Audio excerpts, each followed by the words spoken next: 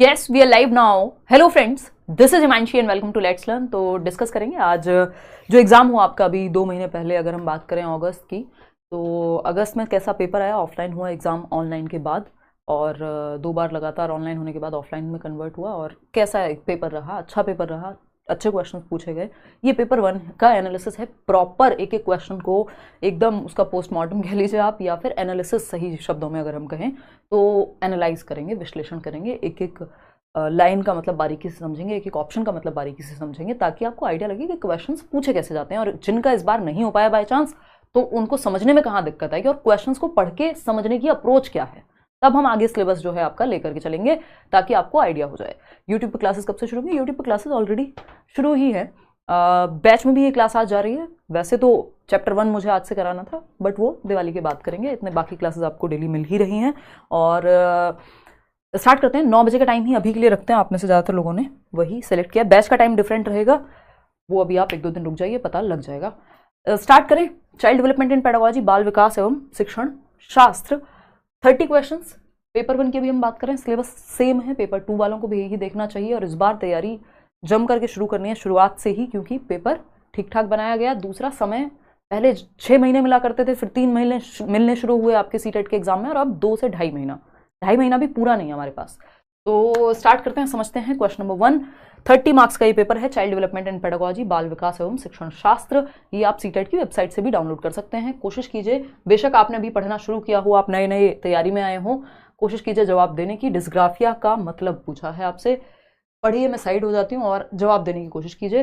फिर हम चर्चा करेंगे कि कौन सा जवाब है और क्यों होना चाहिए और क्यों नहीं होना चाहिए, कौन सा जवाब जो नहीं है। ठीक है जी। सभी को गुड इवनिंग, नमस्कार, राम राम, सत श्री अकाल, अस्सलाम वालेकुम। What do you feel connected with? Paper 2 paper 1 दोनों इसी में है। इसके अलावा जो लोग बैच लेकर के ही पढ़ाई करना पसंद करते हैं, तो वो करियरविल पे जुड़ सकते हैं। बैच आपका एडमिशन्स जो है वो ओपन है, कहीं और मत फंसिएगा मेरे नाम पे या करियरविल के नाम पे। कोई टेलीग्राम चैनल हो, कोई वेबसाइट हो, है ना। बहुत सारे लोग ऑलरेडी एडमिशन ले चुके हैं, बैच में एनरोल कर चुके हैं। तो वहाँ सारे टीचर्स, चाहे पेपर 1 हो पेपर 2 हो, अपना अपना सब्जेक्ट्स, मैं CDP पढ़ाऊँगी आपके साथ, और ये एक चीज़ रहेगी। चलिए आते हैं, समझते हैं। डिस्क्रिप्शन में लिंक मिल जाएगा जिनको ढूंढने में दिक्कत है। चलिए फर्स्ट क्वेश्चन देखते हैं। डिस्ग्राफिया इज अ, यानी डिस्ग्राफिया क्या है? डिस्ग्राफिया क्या है बताइए। थर्ड ऑप्शन 54% लोग दे रहे हैं। आंसर की तो नहीं खोल के बैठे हो? आई होप नहीं बैठे होगे। समझते हैं। ये आंसर्स तो आपको बुक में भी मिल जाएंगे, लेकिन ये जो समझने की जो अप्रोच है क्वेश्चन की, वो हमें यहाँ डेवलप करनी है। एक एप्टीट्यूड डेवलप करना है क्वेश्चन को सॉल्व करने का। Speech disorder characterised by stuttering and errors in articulation, यानी एक भाषण विकार है जिसकी विशेषता हकलाना और उच्चारण में त्रुटियां करना है। देखिए, डिस्ग्राफिया, ग्राफ बनाने से याद रखना होता है, मैंने बहुत बार कहा है। ग्राफिया का मतलब है यहां राइटिंग से, है ना। ग्राफ का मतलब है, ग्राफ किससे बनाओगे? पेन से, हाथ से, यानी लिख करके ग्राफ बनाते हो, तो उससे याद रखना है ग्राफ जहां भी आ जाए मतलब राइटिंग, फोन जहां भी आ जाए यानी साउंड, बोलने से संबंधित। ठीक, तो ये कह रहे हैं स्पीच डिसऑर्डर है जिसमें व्यक्ति हकलाएगा या फिर आर्टिकुलेशन में दिक्कत होगी, शब्दों को ठीक से बोलने में दिक्कत होगी, तो ये डिस्फेजिया हो सकता था, अफेजिया हो सकता था, बट ये डिस्ग्राफिया नहीं हो सकता। ठीक, तो ये एक बार को हम अफेजिया या डिस्फेजिया इसको कह देते। ये क्या है? लर्निंग डिसऑर्डर्स हैं जो अलग अलग, जैसे आपने वो तारे जमीन पर वाला बच्चा देखा था, ईशान अवस्थी, उसको क्या था? डिसलेक्सिया था, यानी पढ़ने में दिक्कत होती थी, है ना। तो यहां पे ये गलत हो जाएगा। Locomotor disorder characterised by gross motor impairment, तो लोकोमोटर डिसेबिलिटी होती है जिसमें हड्डियों में समस्या होती है और चलने फिरने में दिक्कत होती है, ये भी डिस्ग्राफिया नहीं हुआ।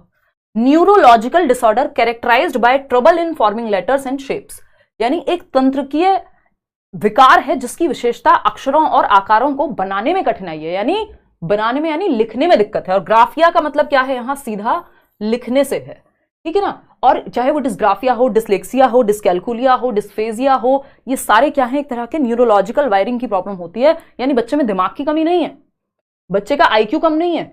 एवरेज IQ वाले बच्चे को भी क्या है? डिस्ग्राफिया हो सकता है, डिसलेक्सिया हो सकता है।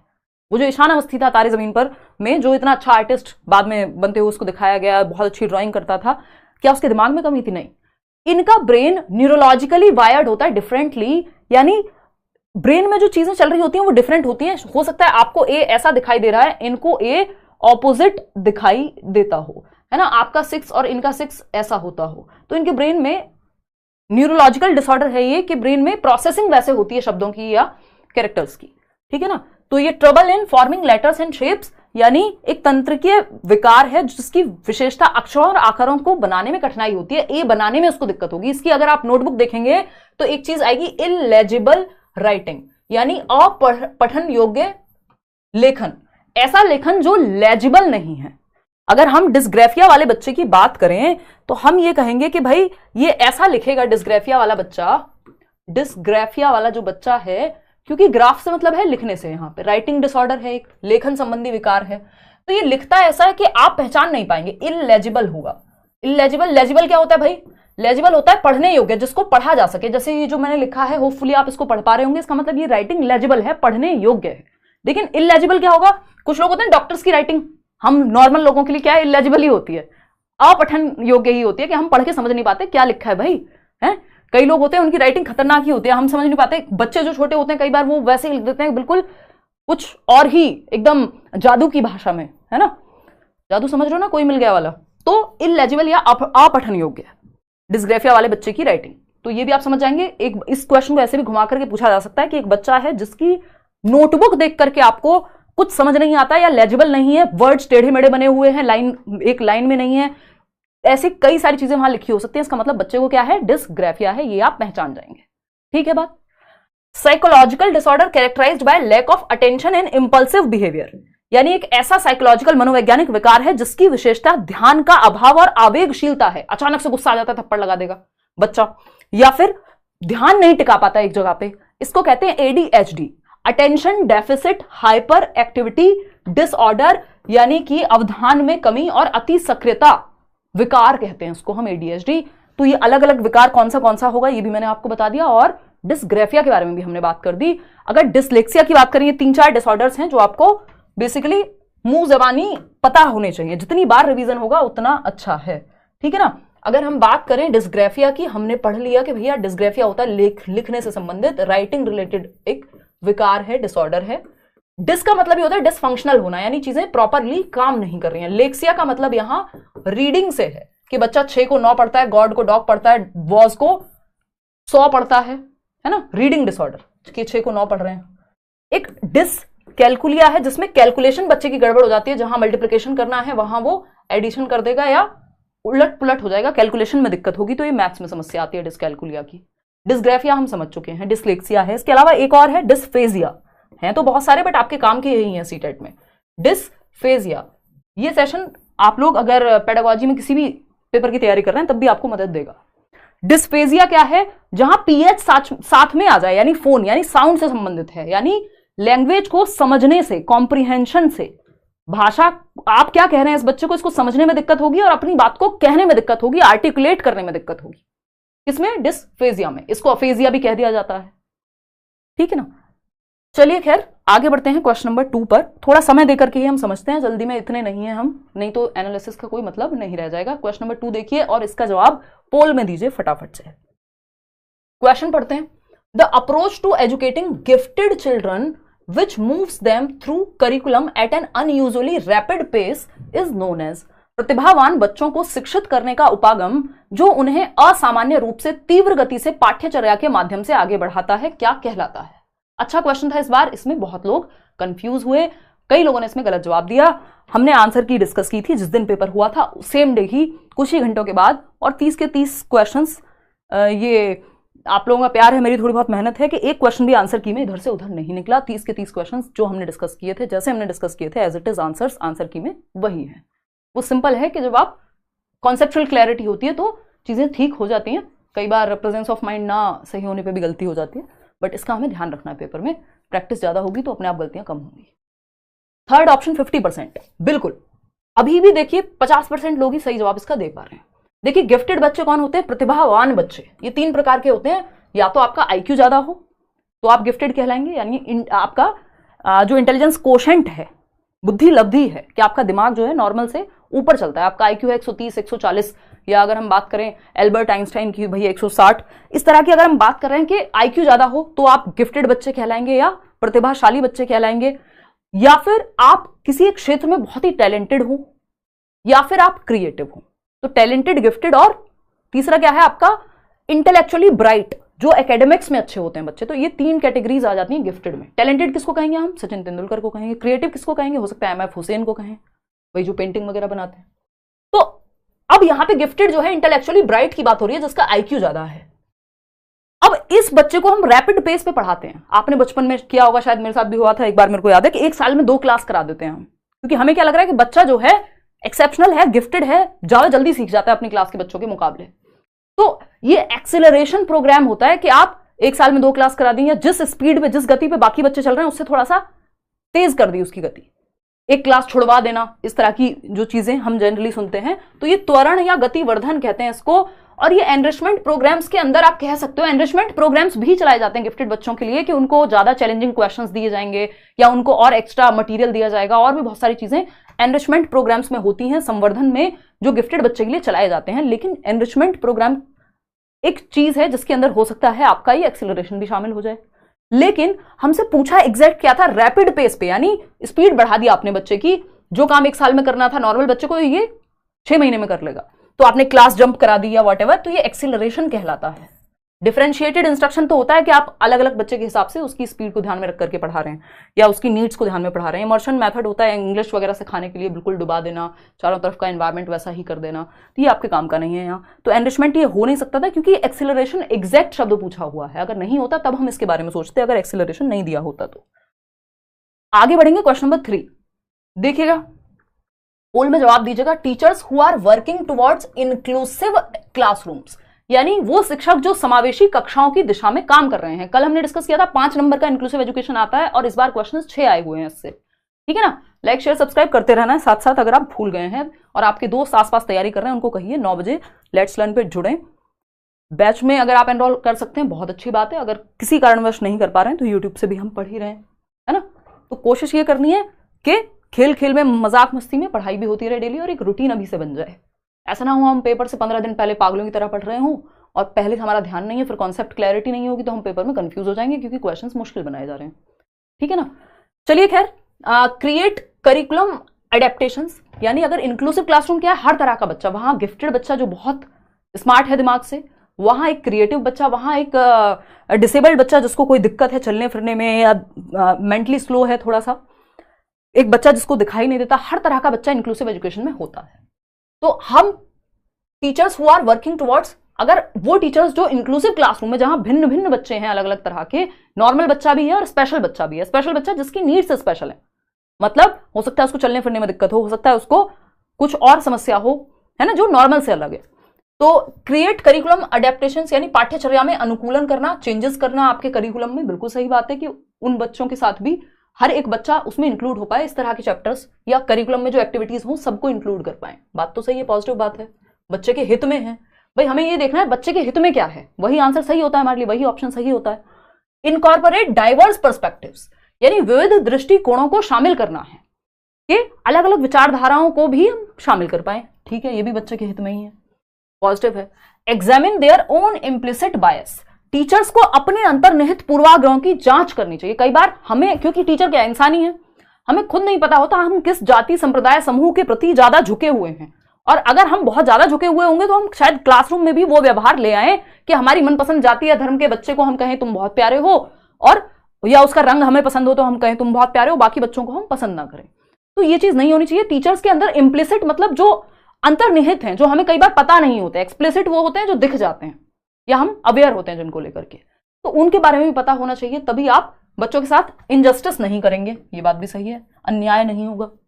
सी डाइवर्सिटी एज एन ऑब्स्टेकल, यानी टीचर्स को डाइवर्सिटी को, विभिन्नता को, कि सारे बच्चे एक जैसे नहीं होंगे क्लासरूम में, इस चीज को एक अड़चन की तरह देखना चाहिए, ऑब्स्टेकल की तरह देखना चाहिए। ये बात गलत हो जाएगी, ये बच्चे के हित में बिल्कुल भी नहीं है। फिर तो आप कहेंगे सबको एक जैसा बना दो, रोबोट्स बना दो। तो फर्स्ट, सेकंड और थर्ड सही है, जो कि 65% लोग सही जवाब दे भी रहे हैं। सही उत्तर क्या है? फर्स्ट, सेकंड और थर्ड। चलिए आगे बढ़ते हैं नेक्स्ट क्वेश्चन पे। क्वेश्चन नंबर क्या है? 4। देखिएगा, अच्छा क्वेश्चन है, मतलब अच्छा तो क्या है, हर बार पूछा जाता है, बस जैसे ही 2 फिल इन द ब्लैंक लगा दो आप सारे क्वेश्चंस को, ज्यादातर लोग गलती करना शुरू कर देते हैं क्योंकि 2 जगह पे फिल इन द ब्लैंक लगा हुआ है। हम क्या करते हैं, यहां पे ये वाला कर देंगे, यहां पे ये वाला कर देंगे, उल्टा कर देते हैं। While dash agencies of socialization are predominantly important in infancy, dash agencies of socialisation also become important in early childhood, यानी शैशवावस्था, जिसको हम क्या कहते हैं, इन्फेंसी कह रहे हैं, यहाँ पे जन्म से 2 वर्ष की बात हो रही है। ठीक, शैशवावस्था में सामाजिकरण की डैश संस्थाएं, कौन सी संस्थाएं होती हैं शैशवावस्था में? घर में ही रहेगा, शुरू के 2 साल तो बच्चा प्रीमैरिली घर में रहता है अपने माँ बाप के पास, और वहां परिवार से क्या होता है, प्राइमरी सोशलाइजेशन, प्राथमिक सामाजिकरण। कि सामाजिकरण क्या है? सोशलाइजेशन, समाज के नियम कायदे तौर तरीके कानून। कोई घर पे आए तो उसे नमस्ते करते हैं, ये घर वाले ही तो सिखा रहे हैं हमें इस दौरान। जन्म से 2 वर्ष में तो प्राइमरी सोशलाइजेशन ही होता है, जो घर वालों के माध्यम से, यानी परिवार के माध्यम से, जिसको प्राथमिक कारक कहते हैं सामाजिकरण का। ठीक, उसके बाद ये कह रहे हैं इन्फेंसी की बात हो गई। Agencies of socialisation also become important in early childhood. Early childhood होता है 2 से 6 वर्ष। अब ये वो वाला टाइम है जब बच्चा प्ले वे में जाएगा, जब बच्चा पड़ोसियों के साथ खेलेगा, जब बच्चा रिश्तेदारों से मिल रहा होगा, बात करना आ जाएगा, उसको लैंग्वेज आ जाएगी। तो ये सेकेंडरी सोशलाइजेशन कहलाता है, परिवार के बाद वाला सोशलाइजेशन। तो ये गौड़ वाहक है, जो सामाजिकरण की संस्था है वो गौड़ संस्था है, जिसकी बात हम कहां करेंगे? प्रारंभिक बाल्यावस्था में करेंगे, जब बच्चा आसपास के माहौल से भी सीख रहा है। जबकि जो शुरुआत में शैशवावस्था का है वो प्राथमिक सामाजिकरण है, जन्म से 2 वर्ष, जब परिवार से होता है प्राथमिक सामाजिकरण। सेकेंडरी में बाकी लोग भी शामिल हो जाते हैं। तो प्राइमरी और सेकेंडरी, सिंपल आंसर क्या हो जाएगा? Second option. 85% लोग सही जवाब इसमें दे पा रहे हैं, बहुत खुशी की बात है। अब इस तरह के क्वेश्चन की अगर हम प्रैक्टिस नहीं करेंगे तो टॉपिक सिलेबस थोड़ी चेंज हुआ है, लेकिन हम पढ़ के नहीं समझ पाएंगे, गड़बड़ हो जाएगी। क्वेश्चन नंबर 5 देखिएगा। अकॉर्डिंग टू लेव वाइगोस्की, वाइगोस्की के अनुसार, पढ़िए, जवाब दीजिए कौन सा ऑप्शन जो है सही होगा। इतने में पानी पीती हूँ, आप जवाब दीजिए। सर्दियां आ रही, मौसम बढ़िया है, अभी पढ़ाई करो मस्त।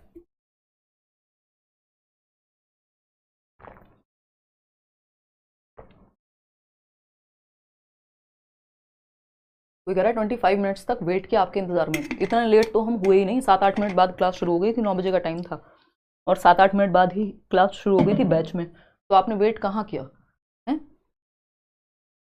कहीं और तो नहीं करने लग गए थे वेट, किसी और एप्लीकेशन पे, यूट्यूब छोड़ के, करियरविल छोड़ के कभी कहीं और चले गए हों?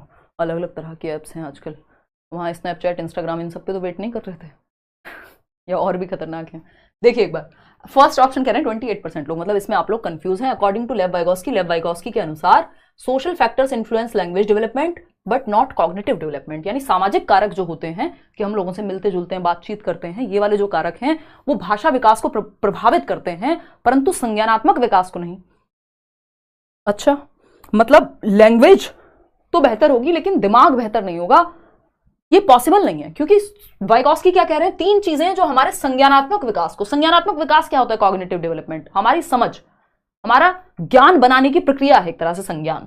मतलब जो भी काम दिमाग से होगा, चाहे वो सोचना हो, समझना हो, तर्क करना हो, कल्पना करना हो, यानी कॉग्निटिव डेवलपमेंट का मतलब है आप जैसे नॉलेज को कंस्ट्रक्ट कर पाएंगे, यानी thinking, reasoning, problem solving, imagination, memory, जो भी काम दिमाग से होते हैं वो कॉग्निटिव डेवलपमेंट में आते हैं, कि आपका दिमाग का डेवलपमेंट, सिंपल भाषा में। तो वाइगोस्की कहते हैं सोसाइटी यानी सोशल फैक्टर्स, समाज के साथ जब हम इंटरेक्ट करते हैं, दादी नानी से कहानियां सुनते हैं, तो आपका कल्चर यानी जो हमारी सांस्कृतिक, इवन जो कहानियां हैं, जो हम रामायण पढ़ रहे हैं, महाभारत पढ़ रहे हैं, कुछ और जो भी हमारे कल्चर में चीजें चलती हैं, जिस तरह से हम त्योहार मना रहे हैं, तो सोसाइटी, कल्चर और लैंग्वेज यानी भाषा, ये 3 टूल हैं, 3 इंपॉर्टेंट टूल्स हैं, यंत्र हैं, या भाषा को सबसे बड़ा यंत्र कहा गया है संज्ञानात्मक विकास के प्रोसेस में। तो SCL, BPL कार्ड होता है ना, उस तरह से SCL है यहाँ पे, सोसाइटी, कल्चर, लैंग्वेज। तो ऐसा नहीं हो सकता कि लैंग्वेज, सोशल फैक्टर्स जो है इन्फ्लुएंस कर रहे हैं लैंग्वेज डेवलपमेंट को, बट संज्ञान नहीं डेवलप हो रहा। जबकि जहां सोसाइटी, कल्चर और लैंग्वेज की बात हो रही है तो तीनों डेवलप हो रहे होंगे, अपने आप ही संज्ञानात्मक विकास डेवलप हो रहा होगा। भाई व्यक्ति जब सोशल फैक्टर्स की अगर हम बात करें, जब समाज में बैठेगा, भाषा सीखेगा, तो क्या उसका दिमाग की वृद्धि नहीं होगी? क्या उसका संज्ञान की वृद्धि नहीं होगी? जब वो क्वेश्चन आंसर करेगा, 4 लोगों से बातचीत करेगा, होगी। गलत हो गई ये बात। Cognitive development facilitates language development, उल्टा है। क्या है? उल्टा है। ये बात पियाजे के पक्ष में तो सही है, वो कह रहे हैं डेवलपमेंट से लर्निंग हो रही है, जबकि यहां पे वाइगोस्की क्या कहते हैं, ये बात हमने कितनी बार डिस्कस की, अगर लास्ट ईयर आप लोग जुड़े होंगे, लर्निंग से डेवलपमेंट होता है, यानी लैंग्वेज टूल है संज्ञानात्मक विकास में, यानी भाषा से आप अपनी समझ को विकसित करते हैं। अगर हम किताबें ना पढ़ें, अगर आज के समय में हम देखें, रेडियो सुनते थे पहले लोग कथाएं सुनते थे, आज भी सुनते ही होंगे कुछ हद तक। अगर हम बात करें आज के समय में, पॉडकास्ट एक जरिया है, इंटरव्यूज लोग देते हैं, देखते हैं, पढ़ते हैं किताबें, ये सब क्या है? ये लैंग्वेज से ही तो हमारी समझ विकसित हो रही है। तो ऐसा थोड़ी है कि कॉग्निटिव डेवलपमेंट से लैंग्वेज डेवलपमेंट होता है, बल्कि लैंग्वेज डेवलपमेंट से हमारी समझ विकसित हो रही है। वाइगोस्की तो यही कहते हैं। तो ये बात तो गलत हो गई।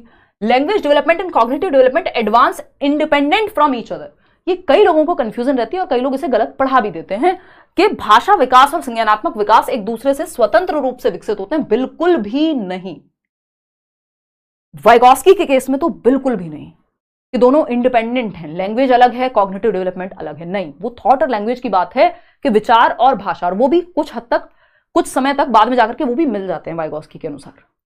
तो ये दो बातों को आपको यहां पे थॉट और लैंग्वेज को कॉग्निटिव और लैंग्वेज से नहीं जोड़ देना है। तो एक ही ऑप्शन सही बचता है, language development facilitates cognitive development. कितने लोग जवाब दे पाए हैं इसका? कोई भी नहीं दे पाया। 29% लोग अभी भी बी कह रहे हैं, सिर्फ 20% लोग फोर्थ ऑप्शन पे अब या तो अक्कड़ बक्कड़ बम्बे बो करके जो है उन्होंने जवाब दे दिया होगा। Language development facilitates cognitive development, भाषा विकास, जैसे जैसे आपकी भाषा का विकास होता है, जैसे जैसे आप पढ़ के समझने लगते हैं, आपकी समझ भी विकसित होती है ना। तो भाषा विकास संज्ञानात्मक विकास को सुगम बनाता है कि हम चीजों को बेहतर समझ पाएं, बेहतर तर्क कर पाएं, बेहतर थिंकिंग कर पाएं।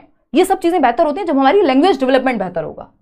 तो जैसे जैसे हम स्कूल में जा रहे हैं, क्या हो रहा है, बिना लैंग्वेज के कैसे सीखेंगे? तो लैंग्वेज डेवलपमेंट से कॉग्निटिव डेवलपमेंट, यानी हमारी समझ भी विकसित होती है भाषा विकास से। और लैंग्वेज क्या है? एक बड़ा टूल है। सोसाइटी, ये जो शुरुआत में हमने बात की थी, सोसाइटी, कल्चर, यानी जो लोगों से हम मिलते जुलते हैं, कल्चर, जिस कल्चर में हम रहते हैं, लैंग्वेज। और इवन लैंग्वेज के बिना हम कल्चर और सोसाइटी में उतना अच्छा नहीं इंटरेक्ट कर पाएंगे। तो लैंग्वेज जैसे जैसे डेवलप होगी, दिमाग भी अच्छा डेवलप होगा। इन दोनों में पॉजिटिव रिलेशन है। Fourth option is the right answer. आगे बढ़ेंगे क्वेश्चन नंबर 6 की तरफ। देखिएगा, जल्दीबाजी नहीं करनी है, जल्दी करनी है, जल्दबाजी नहीं। और अभी तो जल्दी भी नहीं करनी क्योंकि शुरुआत है। ये जल्दी करने को भी मैं आपसे जब कहूंगी जब आप एक आध महीने पढ़ चुके होंगे कि भाई अब हमारा बैच में भी अगर हम चैप्टर काफी हद तक आधा सिलेबस कर चुके हैं या वॉट एवर, उस समय मैं आपसे कहूंगी कि अब आप जल्दी सॉल्व करिए। अभी तो आपका समझने पे फोकस होना चाहिए। और ये क्वेश्चंस इसलिए हैं ताकि आपका दिमाग थोड़ा सा सेंटर में आ जाए, यानी एक तरह से आप अवेयर हो, हवा में ना रहें, पता हो कि पूछा कैसे जाता है क्वेश्चन, ठीक है ना। At which level of Lawrence Kohlberg's moral reasoning do children typically believe that people should live up to the expectations of the society and behave in good ways? यानी लॉरेंस कोलबर्ग के नैतिक तर्क के किस स्तर पर बच्चे आमतौर पर मानते हैं कि लोगों को समाज की अपेक्षाओं पर खरा उतरना चाहिए और अच्छे तरीकों से व्यवहार करना चाहिए। यानी जो लॉरेंस कोलबर्ग का क्या है, नैतिक विकास का सिद्धांत है, मॉरल डेवलपमेंट की थियरी है। कल ही हम बात कर रहे थे कि 2 क्वेश्चन कोलबर्ग पे हैं, 3 क्वेश्चन पियाजे और वाइगॉस्की पे हैं। टोटल मिलाकर के 3 थियरीज से 8 क्वेश्चन है जो इस बार पूछे गए हैं। तो मॉरल डेवलपमेंट यानी नैतिक विकास। नैतिक विकास क्या होता है? सही और गलत क्या है, झूठ बोलना गलत है, सच बोलना सही है, ये क्या है? मॉरल डेवलपमेंट का पार्ट है, उससे ही हम सीख पाते हैं। अब मॉरल डेवलपमेंट की जब हम बात कर रहे हैं, नैतिक विकास की बात कर रहे हैं, तो किस स्तर पर? कोहलबर्ग ने कितने स्तर दिए हैं भाई? 6 स्तर दिए हैं और 3 जो है वो लेवल दिए हैं। अगर मैं कहूं जो चरण है वो 6 हैं और स्तर 3 है, ये कह लीजिए आप, है ना। तो स्तर 3 यानी लेवल्स जो हैं वो 3 हैं। हर एक लेवल पे 2 स्टेजेस हैं, स्टेजेस हैं टोटल 6। ठीक, ये बेसिक बात है। 3 दूना 6 यानी 3 2 जा 6, यानी हर एक लेवल पे 2 आपकी स्टेजेस हैं। इतनी बात क्लियर है। तो अगर हम यहां देखें, पूछा क्या हमसे, लॉरेंस कोलबर्ग के नैतिक तर्क के किस स्तर पर यानी किस लेवल पर आमतौर पर लोगों को समाज की अपेक्षाओं पे खरा उतरना चाहिए और अच्छे तरीके से व्यवहार करना चाहिए। भैया गुड व्यवहार करो, good behaviour, good boy, nice girl, ताकि समाज आपको अच्छा कहे, सही से पेश आओ सबके साथ। क्या है? कन्वेंशनल, जो समाज के अनुसार चलता है, जिसमें समाज को आप ध्यान में रखते हैं। कन्वेंशनल का मतलब ये कन्वेंशंस के हिसाब से, ट्रेडिशंस के हिसाब से चलना। गुड बॉय नाइस गर्ल जो 3rd स्टेज है वो यही आती है, इसी लेवल की पहली स्टेज है, वो हम आगे जाकर के पढ़ेंगे, कन्वेंशनल लेवल। ठीक है ना, आगे बढ़ें तो इसमें 3 स्टेजेस होती है। एक प्री कन्वेंशनल होती है, जब बच्चे को कोई फर्क नहीं पड़ता सही गलत से, वो अपना दंड से बचना चाहेगा, उसको फायदा क्या मिल रहा है इसलिए काम करेगा। कन्वेंशनल होती है समाज में अच्छा दिखने के लिए अच्छा बर्ताव करेगा। पोस्ट कन्वेंशनल होती है, जो इसमें दी नहीं हुई, वो होती है वो अपने नियम बनाएगा सही और गलत के। चलिए आगे बढ़ते हैं क्वेश्चन नंबर 7 पर। क्वेश्चन नंबर 7, जिस क्वेश्चन को देखकर कई लोग डर जाते हैं, असर्शन यानी एक स्टेटमेंट है, एक अभिकथन है, और एक दिया हुआ है इसका रीजन यानी तर्क। रीजन यानी तर्क या कारण। अब आपको देखना है कि क्या ये स्टेटमेंट सही है, क्या ये तर्क सही है, क्या दोनों सही हैं एक दूसरे के लिए, है ना। तो अगर हम बात करें स्टेटमेंट की, तो स्टेटमेंट क्या है? Interaction with more knowledgeable others such as teachers and peers can provide the necessary support and guidance to help learners develop their understanding and skills. यानी शिक्षकों और साथियों जैसे अधिक जानकार अन्य लोग, मोर नॉलेजेबल अदर, जो लोग टीचर्स हैं जैसे, या फिर ज्यादा जानते हैं आपसे, आपके भाई बहन, आपके दोस्त हो सकते हैं कि भाई आपको किसी कॉन्सेप्ट में दिक्कत होती है और आप मान लीजिए सीडीपी में आपको दिक्कत है, तो मैं आपके लिए सीडीपी में क्या हो गई, मोर नॉलेजेबल अदर हो गई, यानी आपसे उस विषय में शायद ज्यादा जानती हूँ। ठीक है बात। तो या तो टीचर्स होते हैं इस केस में, या फिर आपका कोई दोस्त, भाई बहन भी हो सकता है, छोटा हो बड़ा हो कोई भी हो सकता है, एज मैटर नहीं करेगी, पेरेंट्स हो सकते हैं आपके, उनको मोर नॉलेजेबल अदर कहते हैं, MKO, यानी ज्यादा जानने वाला अन्य के साथ बातचीत करना शिक्षार्थियों को उनकी समझ और कौशल विकसित करने में मदद के लिए आवश्यक है, जिससे मार्गदर्शन प्राप्त होगा। अगर कोई आपसे ज्यादा जानता होगा उससे आप सीख जाएंगे। बात तो सही है। किसकी बात है ये, वाइगॉस्की कहते हैं ये बात, MKO का जो कॉन्सेप्ट है ट्रू है। अब इसका रीजन क्या दिया है, तर्क क्या दिया है, क्यों सही है? तर्क है सोशल इंटरेक्शन इज अ की component of learning and development, यानी जो सोशल इंटरेक्शन है, ये जो मैं और आप बात कर रहे हैं, जो आप आपस में बात करते हैं या क्लासरूम में जब चर्चाएं होती हैं, तो ये सोशल इंटरेक्शन हुआ, या जब गली मोहल्ले में चार लोग बात कर रहे हैं, क्या सोशल इंटरेक्शन है, सामाजिक अंतःक्रिया है, अन्योन्य क्रिया है।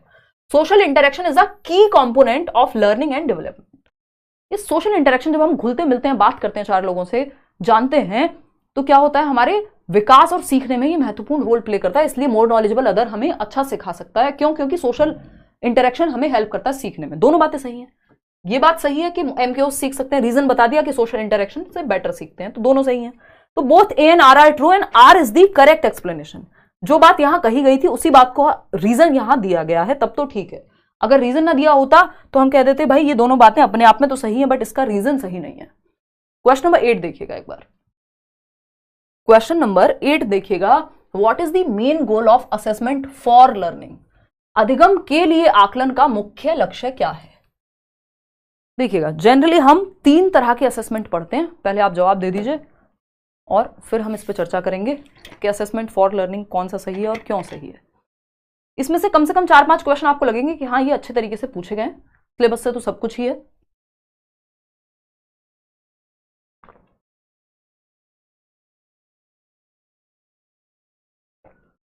हाँ देखिए दिव्या, जो लोग नए हैं, थियरी पढ़ाई जाएंगी बैच में, आपका जो नेक्स्ट सेशन होगा आई थिंक दिवाली के बाद होगा, और थियरी हम पढ़ेंगे। अभी ये जस्ट एक आपकी आंखें थोड़ी सी खोलने के लिए है कि पेपर कैसा आया था इस बार, ठीक है ना। ये आप दोबारा आकर के देखिएगा जब आप कुछ चैप्टर्स पढ़ चुके हों, जिनको ज़्यादा दिक्कत हो रही है।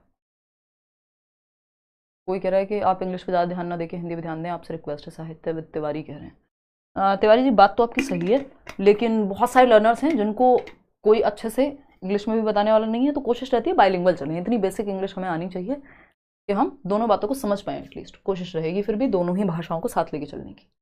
76% लोग कह रहे हैं सी ऑप्शन, यानी what is the main goal of assessment for learning. For learning का मतलब होता है, देखो 3 प्रकार का असेसमेंट है, पहले इसको ही समझ लेते हैं। To identify students who can be categorised as slow learners, तो कैटेगराइज करने के लिए या रिजल्ट देने के लिए वो होता है ऑफ लर्निंग, यानी सीखने का आकलन कि कितना आता है आपको, ये असेसमेंट ऑफ लर्निंग से पता लगेगा। और यहां पे ये नहीं पूछा, यहां पे फॉर लर्निंग के बारे में पूछा है। To evaluate students performance and assign grades, again same बात हो गई कि वैसे तो ये किसी भी आकलन का उद्देश्य नहीं होना चाहिए कि आप क्या करें, बच्चे को लेबल करें। परफॉर्मेंस का पता लगाना है, फर्स्ट आया सेकंड आया तो फिर ऑफ रहेगा, है ना, उसको तो हटा ही देना, वो ऑफ में भी नहीं होना चाहिए कायदे में, तो जो फर्स्ट ऑप्शन है, क्योंकि आप बच्चे पे ठप्पा लगा रहे हो स्लो लर्नर और फास्ट का। To provide feedback to students that can be used to improve their learning, yes. For learning का मतलब है अभी सीखना बाकी है, सीखने के लिए आकलन, यानी आपका टेस्ट इसलिए लिया जा रहा है, जो आप अभी पोल में बता रहे हैं कि थर्ड ऑप्शन होगा, 77% लोग जवाब दे रहे हैं, क्या इससे आपका रिजल्ट बन जाएगा? क्या आप इससे फर्स्ट सेकंड थर्ड आ जाएंगे आज के सेशन से? नहीं, अभी तो हो सकता है कई लोगों ने चैप्टर्स भी ना पढ़े हों। तो यहां पे मतलब क्या है कि ये आपको फीडबैक के लिए है कि आपको इंप्रूव करने की अभी जरूरत है लर्निंग को, तो ये फॉर लर्निंग है। ये जो आकलन है पोल में जो आप जवाब दे रहे हैं वो इसलिए है कि अभी लर्निंग हो सके, बेहतर इंप्रूव हो सके। नंबर पे नहीं है कि कितने सही हो कितने गलत, वो पेपर के टाइम पे होगा कि कितने सही हो रहे हैं वो जांचने के लिए। To compare student performance to a standard और बेंचमार्क, ये भी गलत तरीका है ना। या हम कहें कि फॉर लर्निंग में नहीं आएगा, ऑफ लर्निंग में ही आएगा कि इतने % आने चाहिए थे, क्या आए? जैसे बेंचमार्क क्या है, सीटेट का बेंचमार्क है 60% मार्क्स लाने हैं तब जाके क्रैक कर पाएंगे, तो उसकी बात नहीं हो रही है।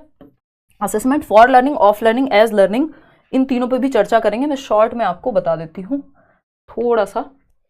फॉर लर्निंग होता है जो अभी हमने बात की कि आगे इंप्रूवमेंट के लिए, ऑफ लर्निंग होता है कितना आता है आपको परफॉर्मेंस, कितने % आप अचीव कर पाए, और एज लर्निंग होता है सीखने के साथ, या बच्चा खुद का जब सेल्फ असेसमेंट करे या उसके दोस्त उसका सेल्फ असेसमेंट मतलब असेसमेंट करें एक दूसरे का आपस में, तो वो पीयर असेसमेंट या एज लर्निंग कहा जाता है।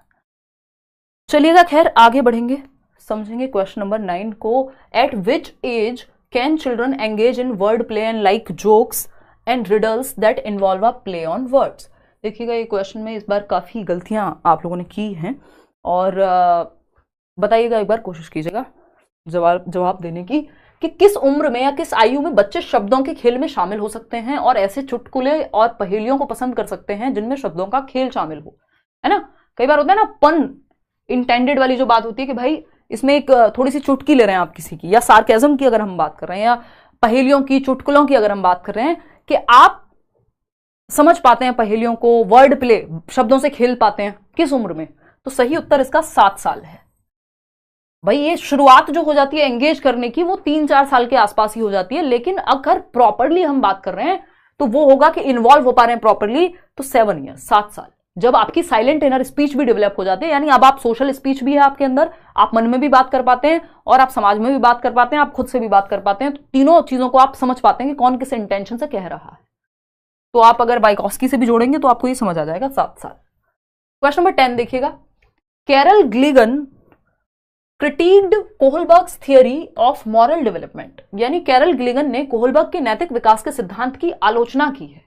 कोहलबर्ग का नैतिक विकास का सिद्धांत जिसमें हमने गुड बॉय नाइस गर्ल की बात की थी, इनको क्रिटिसाइज किया।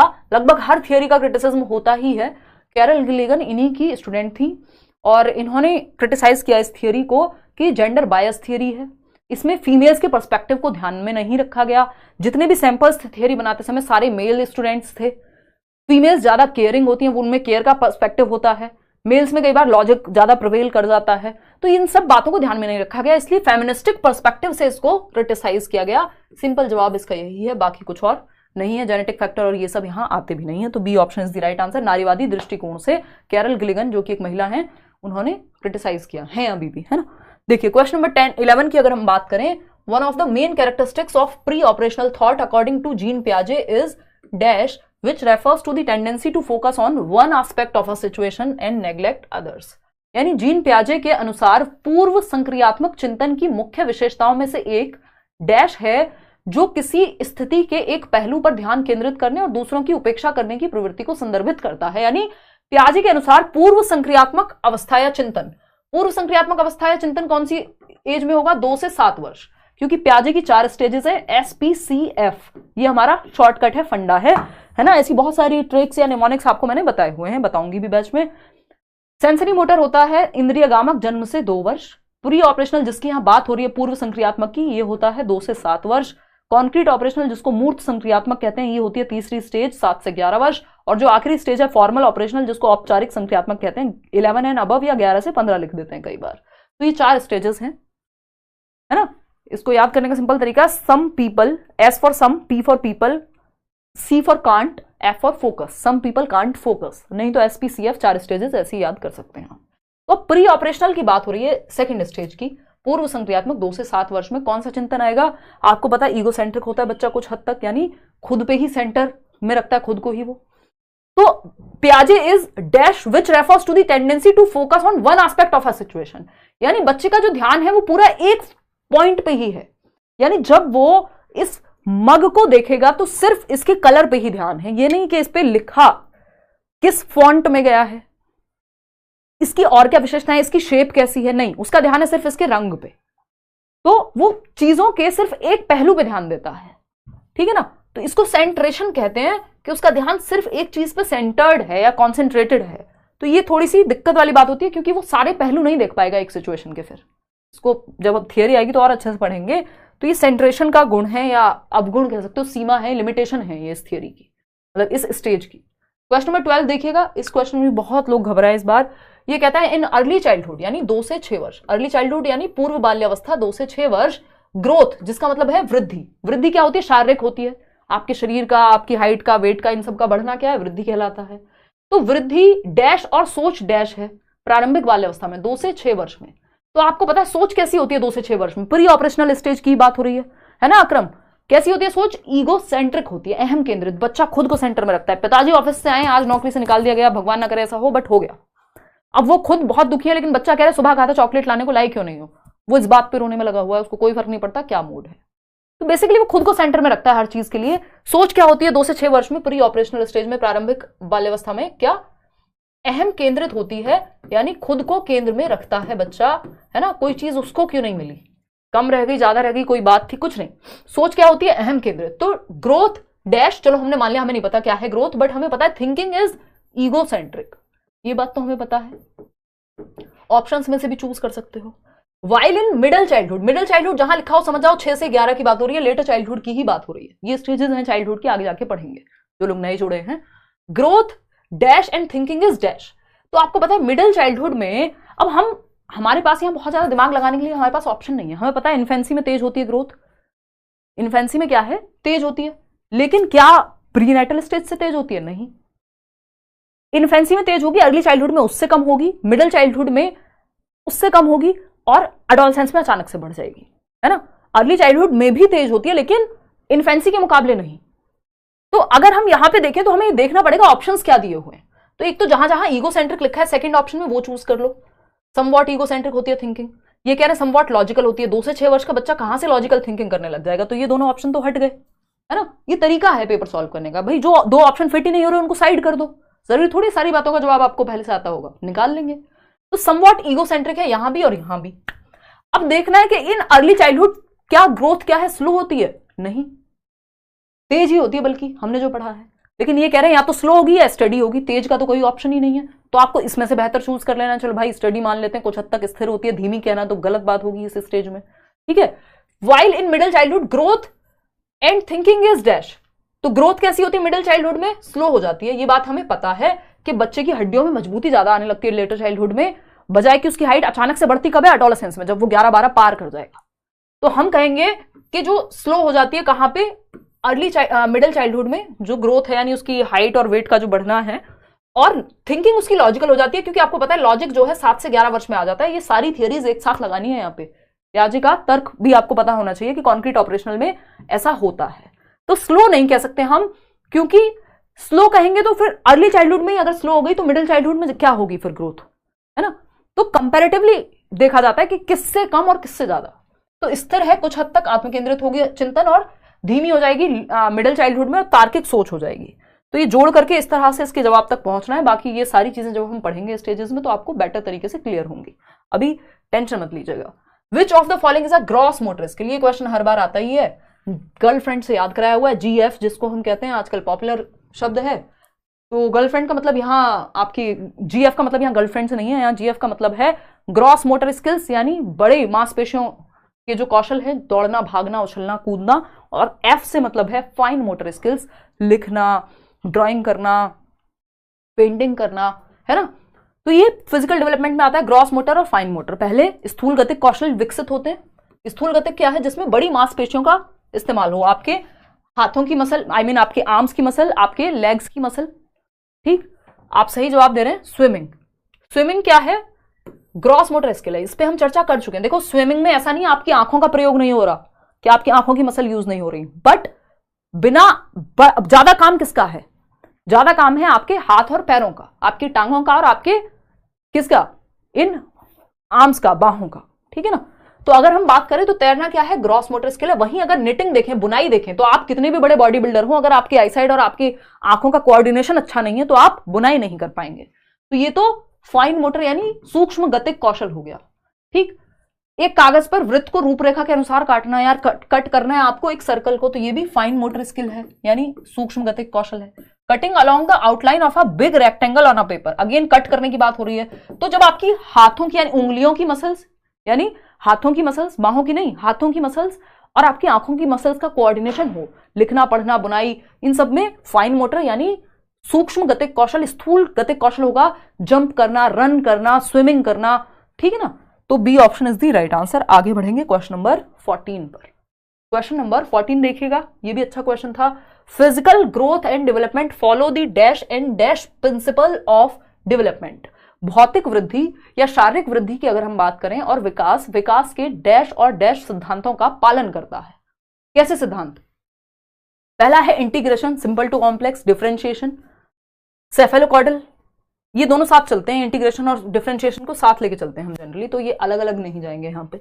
सेफेलोकॉर्डल top down, proximodistal inner to outer. इन्होंने कह दिया प्रॉक्सिमो डिस्टल पहले आएगा, सेफेलो बाद में आएगा, उल्टा हो गया।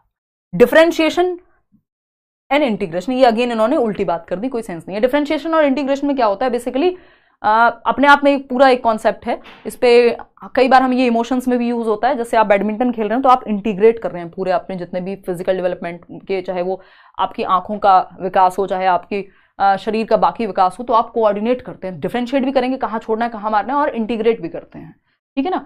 तो वो एक अलग चीज होगी। यहाँ पे सिंपल बात सेफेलोकॉर्डल और प्रॉक्सिमो डिस्टल की हो रही है, ठीक है ना। बहुत बढ़िया चौधरी। तो अगर हम बात करें यहाँ पे सेफेलोकॉर्डल, सेफेलोकॉर्डल क्या, सेफेल का मतलब है खोपड़ी, शीर्षगामी यानी आपके सर से पैर की ओर विकास का जाना। यानी बच्चा पहले सर संभालना सीखता है, बाद में धड़ संभालना सीखता है। यानी पहले उसका सर पे कंट्रोल आएगा। पहले देखते हैं छोटा सा बच्चा होगा, अगर आपको पता है उसकी गर्दन इधर उधर जाती रहती है, फिर धीरे धीरे कंट्रोल आएगा गर्दन पे, फिर वो बैठना शुरू करता है यानी इस पोर्शन पे, फिर वो खड़े होना शुरू करेगा यानी सर से पैर की ओर कंट्रोल जा रहा है। ये है शीर्षगामी या सेफेलोकॉर्डल। समीपस्थ, दूरस्थ जिसको हम कहते हैं प्रॉक्सिमो डिस्टल, ये दो दिशाएं हैं विकास की, हम पढ़ेंगे अभी आने वाले सेशंस में। तो प्रॉक्सिमो डिस्टल क्या है कि आपके सेंटर से पेरिफेरी की ओर, कि बच्चा पहले अपने कंधे संभालना सीखेगा, फिर हाथ, और फिर बाद में पेन पकड़ना सीखेगा। तो आपको पता है बच्चा पहले सर संभालना सीखता है, अपनी गर्दन संभालना सीखता है, बाद में पेन पकड़ना सीखेगा। तो आप सिंपली याद रख सकते हैं कि सेफेलोकॉर्डल से प्रॉक्सिमो डिस्टल की तरफ जाएंगे। पहले गर्दन संभालना सीखेगा, बाद में जाकर के पेन संभालेगा ना भाई, यहां पे कंट्रोल जो है ग्लास पकड़ना बाद में सीखेगा। तो B option is the right answer, शीर्षगामी से समीपस्थ दूरस्थ की ओर। क्वेश्चन नंबर 15 देखिए, अकॉर्डिंग टू, और जीएफबीसी मतलब तर्ज पे काम करता है, उस पे हम चर्चा करेंगे जब बैच में पढ़ रहे होंगे। According to Harvard Gardner, a philosopher has dash type of intelligence and a sculpture has more dash type of intelligence. यानी हार्वर्ड गार्डनर, जिनका बुद्धि पे एक क्वेश्चन आता ही है हर साल, है ना, उनके अनुसार एक दर्शन शास्त्री के पास डैश प्रकार की बुद्धि होती है। दर्शन शास्त्री यानी जो खुद को समझेगा अच्छे से, जो विचारों पे अपने अंदर में ज्यादा फोकस्ड होगा, ना कि बाहर की दुनिया पे। तो ये इंट्रापर्सनल इंटेलिजेंस होती है इनमें। इंटर नहीं, इंटर होता है लोगों को समझना। एक पॉलिटिशियन में इंटरपर्सनल हो सकती है, एक टीचर में इंटरपर्सनल हो सकती है, लेकिन फिलोसोफर में क्या पाई जाएगी, इंट्रापर्सनल, स्वयं को जानना। और जो स्कल्पचर है या मूर्तिकार है, उसमें होती है कौन सी, स्पेशल इंटेलिजेंस, यानी वो उसको दिशा का ज्ञान होता है। अगर नाक आपकी थोड़ी सी भी इधर उधर बना दी, कई लोग हमें जो है देना एक बार ये उठा करके जो स्केच रखा हुआ है, तो कई लोग जो है हमारे सामने दो गिफ्ट्स रखे हैं, तो अभी हम आपको दिखाई देते हैं, वो भी दिखा दो, मधुबनी भी। तो अगर हम बात करें तो ये हमें किसी ने गिफ्ट की हुई है, हमारे लर्नर्स ने गिफ्ट की हुई है, मनीष कुमार, है ना, इनका चैनल भी है एक, मनीष कुमार आर्ट के नाम से। तो ये हमारे एक लर्नर उन्होंने गिफ्ट किया हुआ है, ये अभी लूंगी स्केच। तो ये कुछ ये मेरा ही फोटो है, काफी हद तक मैच कर रहा है। इसका मतलब इनमें वो स्कल्पचर वाला इंटेलिजेंस होगा, स्पेशल इंटेलिजेंस। नहीं तो ये मेरी आंख दूसरी तरह की भी बना सकते थे कि आप पहचान नहीं पाते। अभी आप पहचान पा रहे होंगे ना कि ये मेरा ही स्केच है, इसका मतलब मनीष में क्या होगी, स्पेशल इंटेलिजेंस होगी कुछ हद तक। अगर हम बात करेंगे देना एक बार, अगर हम बात करें इसी तरह से जिन्होंने ये पेंटिंग बनाई होगी, अभी हमारे एक लर्नर आए थे, कल आप इंटरव्यू देखेंगे उनका, मधुबनी से ही आए थे। अभी आप मधुबनी पढ़ेंगे, सीटेट में मधुबनी का बहुत जिक्र है, ईवीएस में बहुत इंपॉर्टेंट है। तो ये मधुबनी पेंटिंग वो लेकर के आए थे, उन्होंने अपने रिलेटिव से किसी से बनवाई थी। अब ये प्रॉपर आप देख पा रहे हैं कि राधा और कृष्ण कहाँ कौन सा कलर भरा गया है। अगर ये थोड़ा भी इधर उधर होगा तो कुछ का कुछ बन जाएगा, है ना।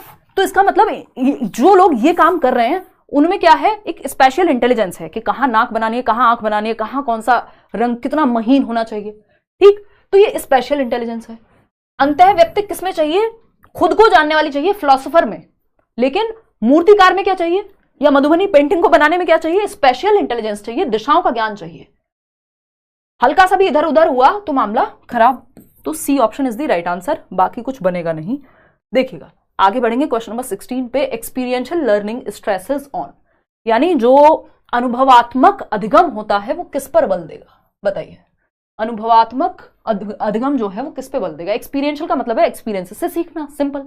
एक्सपीरियंशियल लर्निंग की बात हालांकि कोल्ब करते हैं, बट वो आपके सिलेबस में नहीं है, लेकिन आपको एक्सपीरियंशियल लर्निंग का मतलब सिंपल समझना, बच्चे को एक्टिव रखना है, उसके अनुभवों से सिखाना है।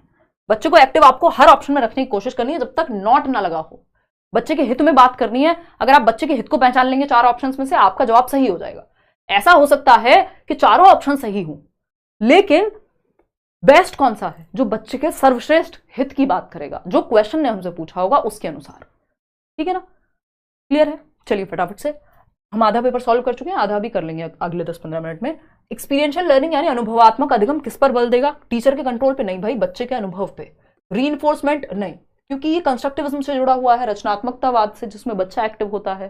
तो टीचर का कंट्रोल, टीचर सेंटर्ड नहीं, चाइल्ड सेंटर्ड चाहिए हमें। रीइंफोर्समेंट होता है कि पुनर्वलन, गुड, वेरी गुड, ये वो नहीं, यहाँ पे बच्चे का अनुभव उसको अपने आप ही मोटिवेट कर देगा, तो ये इसकी भी जरूरत नहीं है। इंपॉर्टेंस ऑफ क्रिटिकल रिफ्लेक्शन, कि आप अपने अनुभवों पर रिफ्लेक्ट करके देख पाए, आलोचनात्मक प्रतिबिंबन के महत्व पर, कि आप अपने अनुभवों पे प्रकाश डाल के देख पाए कि क्या जो आपने किया, जो पेंटिंग बनाई, जो एक एस्से लिखा, क्या वो सही था, उसमें और क्या बेटरमेंट हो सकता था, उसको और कैसे बेहतर तरीके से, जैसे इस सेशन के बाद अगर मैं ये सोचूं कि यार ये वाला एग्जाम्पल ना ऐसे दिया जा सकता था, दैट मीन्स मैं क्रिटिकली रिफ्लेक्ट कर रही हूं, दैट मीन्स मैं प्रकाश डाल रही हूं मेरे ही एक्शन पे, मेरे ही अनुभव पर, और इस अनुभव से मैं बेहतर सीख पाऊंगी अगली बार। तो एक्सपीरियंशियल लर्निंग में अनुभव पे जब आप रिफ्लेक्ट करते हैं, प्रकाश डालते हैं, सोचते हैं उस पर, हर एक पक्ष से एनालाइज करते हैं, क्रिटिकली देखते हैं, तो आप क्या कर पाते हैं, बेहतर लर्निंग हो पाती है। वही बात यहां है, लर्निंग एज अ प्रोडक्ट नहीं, लर्निंग को प्रोसेस की तरह देखेगा एक्सपीरियंशियल लर्निंग, रट्टे नहीं लगवाता है, लर्निंग बाय डूइंग होती है। क्वेश्चन नंबर 17 देखिएगा, ये क्या कहता है भाई, बिल्कुल बैच के बारे में अभी बताऊंगी, कोई पूछना ना बैच में क्लास कब से, क्लास आपकी कल से शुरू हो गई है, और क्लास तो आपकी इवन मंडे से शुरू हो गई है अगर आप बाकी टीचर्स की बात करेंगे, और ये क्लास भी मैंने बैच में लगवाई है, लेकिन चैप्टर वाइज जो है आपका दिवाली के बाद से मेरा सेशन बाकी लोगों का चल रहा है, बाकी टीचर्स सारे आपकी ले रहे हैं class. Which of the following is an effective method to enhance problem solving skills in children, यानी बच्चों में समस्या समाधान कौशल को बढ़ाने के लिए निम्नलिखित में से कौन सा प्रभावी तरीका है। यानी समस्या समाधान क्या भाई, लाइफ है, प्रॉब्लम्स आएंगी, तो बच्चे को भी प्रॉब्लम सॉल्विंग आनी चाहिए, तो उसका तरीका कौन सा बेहतर है। डिस्करेज करेंगे इंडिपेंडेंट थिंकिंग को, कि खुद से स्वतंत्र चिंतन नहीं करना, जो हमने बता दिया as a parent as a teacher वही करना है, तो ये तो नेगेटिव तरीका हो गया, बच्चे का हित कहां है इसमें। प्रॉब्लम सॉल्विंग तो तब होगी ना जब आप इंडिपेंडेंटली, स्वतंत्र रूप से उसको मौका दें सोचने का, समस्या के समाधान तक पहुंचने का। Encouraging them to avoid difficult problems, तो भैया आसान आसान प्रॉब्लम सॉल्व करेंगे, डिफिकल्ट नहीं करेंगे, नहीं, simple to complex, easy to difficult जाएगा बच्चा। Providing them with readymade solutions to problems, यही हमारे कई बार बड़े करते हैं, हमारी जो इंडियन कल्चर है हमारा, जैसे इस चीज में शायद कई लोग बहुत अच्छे से भी, बट सब कल्चर को तो खैर क्या ही करें, बट हाँ काफी हद तक एक चीज चलती है इसमें कि हम ये चाहते हैं कि बच्चों के लिए हमारे हम ही डिसीजन ले लें सारे, है ना, उन्हें शादी किससे करनी है, उन्हें नौकरी क्या करनी चाहिए, उन्हें काम क्या करना चाहिए, उन्हें कहाँ जाना चाहिए, उन्हें क्या पहनना चाहिए, सारी चीजें हम डिसाइड कर लें। सारे पेरेंट्स ऐसे नहीं है ऑफकोर्स, और इसमें उनकी इंटेंशन अच्छी होती है पेरेंट्स की, ऐसा नहीं है कि वो आपका बुरा चाहते हैं, बट क्या इससे रेडीमेड सॉल्यूशन, जब भी कोई प्रॉब्लम आएगी तो आप कहां भागेंगे, अपनी बैसाखियां ढूंढने। वो बैसाखियां क्या है, आपके पेरेंट्स के, आप बता दीजिए क्या सॉल्यूशन, क्या करूं, है ना, आप ढूंढ लीजिए मेरे लिए लड़का, क्योंकि कल को कोई दिक्कत निकली तो मैं आपको ही कहूंगी, आके पकड़ूंगी सबसे पहले कि आप ही लेकर के आए थे इसको, है ना। तो ये क्या हुआ, हम फिर यहाँ पे डिपेंडेंट बन रहे हैं, हम यहाँ पे रेडीमेड सॉल्यूशन अगर ढूंढेंगे तो प्रॉब्लम सॉल्विंग एक समय तो ऐसा आएगा जहां हमारे डिसीजन हमें ही लेने होंगे, ठीक है ना। तो ये जो प्रॉब्लम है वो यहाँ पे रेडीमेड सॉल्यूशंस के साथ होती है कि इससे बच्चा इंडिपेंडेंट प्रॉब्लम सॉल्वर नहीं बन पाता, क्योंकि आप रेडीमेड सॉल्यूशन खुद ही दे रहे हैं, ठीक है ना। तो इसको हटाएंगे, फिर रेडीमेड सॉल्यूशन नहीं, बच्चा खुद से प्रॉब्लम सॉल्विंग सीख पाए। गिविंग देम अपॉर्चुनिटी, क्योंकि हर कोई हर समय उनके साथ नहीं होगा जीवन में रेडीमेड सॉल्यूशन उन्हें देने के लिए। Giving them opportunities to brainstorm and make intuitive guesses, यानी उन्हें बुद्धि मंथन करने और सहज अनुमान लगाने के अवसर देना, यानी खुद से ब्रेनस्टॉर्म करें क्या सॉल्यूशन हो सकता है, दिमाग दौड़ाएं, दिमाग पे थोड़ा जोर डालें कि क्या सॉल्यूशन हो सकता है, अपने अनुभव के बेस पे उनको अपॉर्चुनिटीज दें ऐसी जहां वो सोच पाए, उनके इंट्यूटिव गेसेस काम आए, उनका अनुमान अंदर से उनको जो लग रहा हो अरे ये भी कर सकते हैं, ये भी कर सकते हैं, तो तब टीचर और बच्चे साथ में मिलकर सॉल्यूशन निकालें, यानी पेरेंट्स और बच्चे साथ में मिलकर सॉल्यूशन निकालें कि पापा मुझे तो ऐसा लगता है ना, और आपको कैसा लगता है, तो मिलकर के एक सॉल्यूशन निकाल रहे हैं, या बच्चे की खुद की थिंकिंग जो है डेवलप हो रही है। ऐसा नहीं है कि एक तरफ से रेडीमेड सॉल्यूशन दिए जा रहे हैं। तो D option is the right answer. आगे बढ़ेंगे, क्वेश्चन नंबर 18 आएंगे वापस, ज्यादा आगे निकल गए। देखिएगा 18 क्या कहता है भाई, ये वही क्वेश्चन है जिससे डरने लग गए हैं आजकल आप लोग, 3 से 4 क्वेश्चन ऐसे भी आ जाते हैं, ठीक है ना। क्वेश्चन क्या कहता है, अजर्शन है, यानी एक अभिकथन है और रीजन है। स्टेटमेंट है teacher should create a meaning, ये हमने कल भी किया था I think, teacher should create a meaningful environment which seeks active participation and engagement of all children. शिक्षकों को सार्थक वातावरण, मीनिंगफुल एनवायरमेंट जिसका कोई मतलब हो वो बनाना चाहिए, जिसमें सभी बच्चों की सक्रिय भागीदारी और संलग्नता हो। यानी कि ये बात बिल्कुल सही है कि टीचर्स को कैसा एनवायरमेंट बनाना चाहिए कि बच्चे पार्टिसिपेट करें, एक्टिवली पार्टिसिपेट करें। ऐसा नहीं अच्छा बताओ पापा जी क्या करना है या बताओ टीचर जी क्या करना है, वही करेंगे चुपचाप से, कोई पार्टिसिपेशन नहीं है उनका, है ना।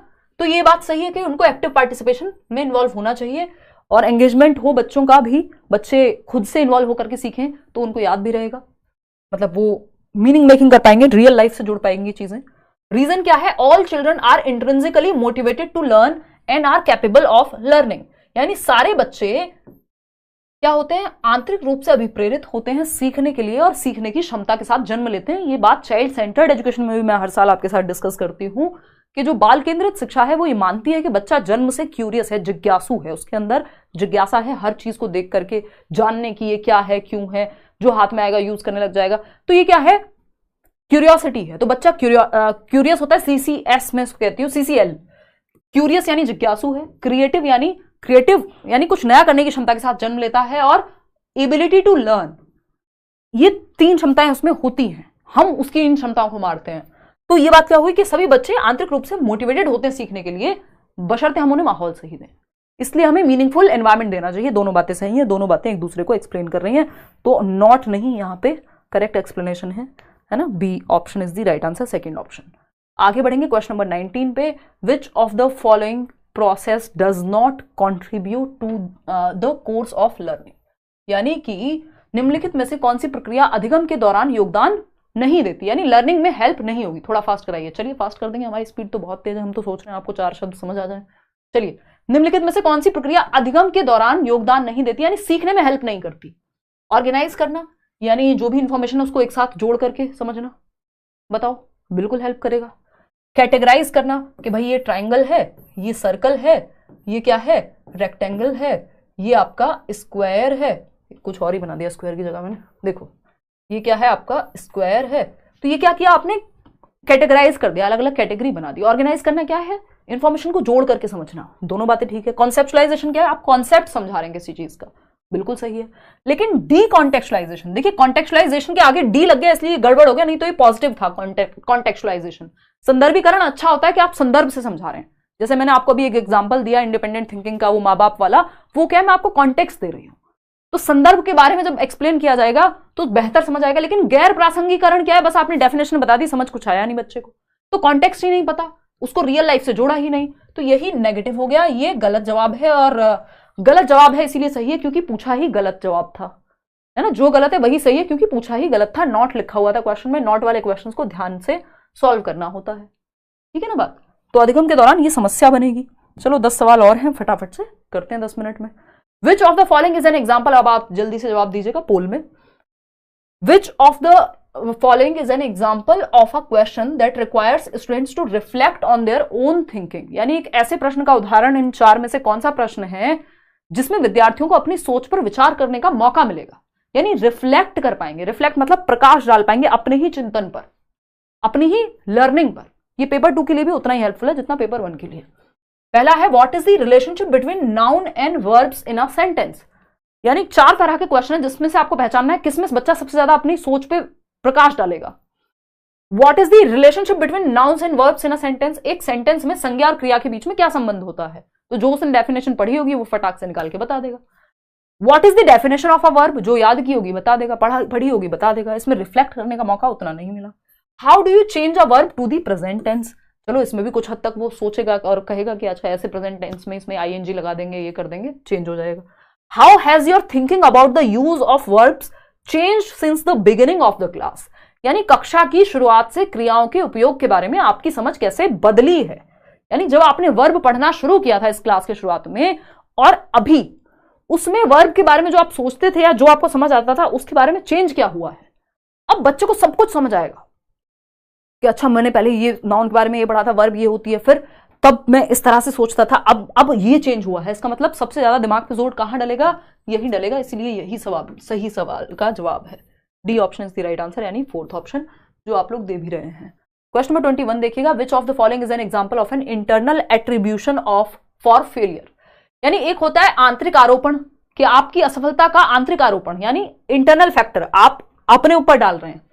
वो कौन सा उदाहरण है जिसमें आप फेलियर को इंटरनल फैक्टर्स पे डाल रहे हैं? एक होता है एक्सटर्नल, टीचर ने खराब पढ़ाया था, पेपर बहुत मुश्किल आ गया था, है ना, मेरा मूड, तो चलो ये तो अपने बारे में हो गया। तो टीचर ने खराब पढ़ाया, पेपर मुश्किल आ गया था, पेपर जहां देने गए थे सेंटर में वहां बहुत शोर था, एसी नहीं चल रहा था, पानी नहीं मिला था, है ना, ये सब क्या है, एक्सटर्नल फैक्टर्स हैं। ये सब क्या है, एक्सटर्नल फैक्टर्स हैं। बराबर वाली आंटी ने टोटका कर दिया था, ये सब क्या है, एक्सटर्नल फैक्टर्स हैं। इंटरनल फैक्टर्स क्या है, मैंने ठीक से मेहनत नहीं की, जितनी प्रैक्टिस करनी थी उतनी प्रैक्टिस नहीं की, है ना। तो ये क्या है, इंटरनल फैक्टर पे फोकस करना है। इंटरनल फैक्टर कहां मिलेगा, I failed the test because I didn't study enough. यानी इंटरनल फैक्टर है कि मैं परीक्षा में फेल हो गया क्योंकि मैंने पर्याप्त पढ़ाई नहीं की थी जितनी करनी चाहिए थी, ठीक है ना। तो I received a low grade because the teacher is a tough grader, कि टीचर भाई कठोर अंक देता है, ऐसा कुछ हद तक हो सकता है, बट हर जगह थोड़ा ना, और इससे कुछ प्रॉब्लम सॉल्व नहीं होगी, तो बाहरी आरोपण हो गया। तो ये हमें नहीं पूछा। It didn't get good marks, I didn't get good marks because the teacher was biased. Teacher को मैं पसंद नहीं था, दूसरे वाली लड़की पसंद थी। I failed the test because my friends were distracting me, मेरे दोस्त मुझे भटका रहे थे, तो भैया आप भटक क्यों रहे थे। तो ये भी एक्सटर्नल हो गया। इंटरनल सिर्फ बी ऑप्शन में है, कि जहां आप रीजन बाहर नहीं अंदर तलाश रहे हैं कि मैंने मेहनत ठीक से नहीं की थी। क्वेश्चन नंबर 22 देखिएगा। ये कहता है, एक स्टेटमेंट दे दिया और एक रीजन दे दिया। इसका स्टेटमेंट क्या है, at a very early age girls in most cultures across the world choose dolls as toys while boys prefer to play with cars. बहुत कम उम्र में दुनिया भर में अधिकांश संस्कृतियों में लड़कियां गुड़ियों को खिलौनों के रूप में चुनती हैं, जबकि लड़के कारों के साथ खेलना पसंद करते हैं। एक तो ये स्टीरियोटाइप है, लेकिन ये कुछ हद तक सही है। हुआ कैसे, स्टीरियोटाइप भी तो कुछ हद तक बनते हैं ना, बनते बनते बनते बनते जनरलाइज जब हम उन्हें करना शुरू करते हैं, सामान्यकरण जब शुरू करते हैं, तो ज्यादातर कल्चर में कम उम्र से ही लड़कियां जो हैं वो गुड़ियों के साथ खेलना शुरू करती हैं और लड़के जो हैं वो कार्स के साथ खेलना शुरू करते हैं। ये बात सही है। अब यहां से ये नहीं पूछा कि जेंडर स्टीरियोटाइप है या नहीं है, ये जनरली ये पूछा है कि ऐसा होता है, देखा गया है ऐसा होता हुआ।